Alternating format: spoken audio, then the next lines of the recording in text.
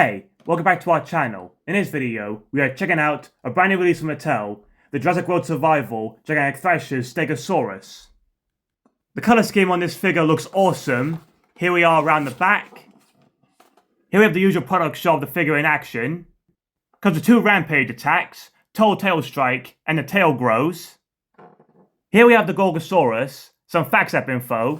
Right, now let's get this figure unpacked. Here's the figure unpacked, and I gotta say, it has a really cool vibrant color scheme. The base color is this green tone with various sized black markings. The plates run along its back are black, and we have these huge grey thagomisers.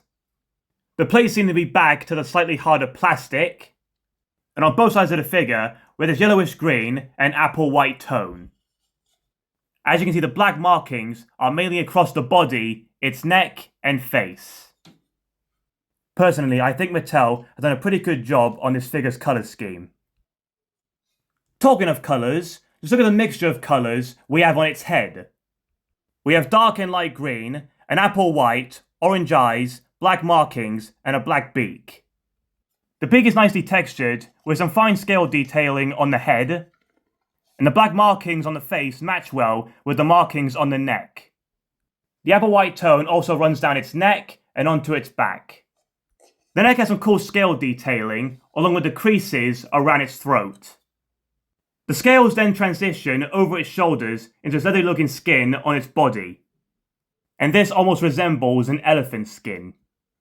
The plates on this figure seem to be back to the harder plastic, as there's not a lot given them. Running down its body onto its tail, we have a large selection of various sized osteoderms. Look at the size of those large grey thagomisers on its telescopic tail. As usual with the Stegosaurus, we have the huge muscular rear legs with a mixture of skin wrinkles and osteoderms. It's a shame there's no paint detailing on the feet, especially on the nails. The front limbs are also muscular and nicely detailed. The dark markings on this side of the figure look almost identical as the ones on the other side of the figure. The underneath of the figure is a mixture of this leathery looking skin and scale detailing. I'm not too keen on this new telescopic tail feature, but the skin texturing and detailing across the figure looks pretty good. All in all, it's a great looking figure, but I'm not too keen with this new tail feature. Checking out the articulation, the rear legs move like this, and here are the front legs. Same on this side. There's no beak articulation, but head can move up and down and twist all the way around. To activate his total tail strike, you press this button here, tail swings to one side, and it grows. But it only swings the one way though. For a second feature, you push this plate down to activate its downward striking action and tail extension. So you get this new telescopic feature with both action features. Here's the fax app code. Now let's scan him in.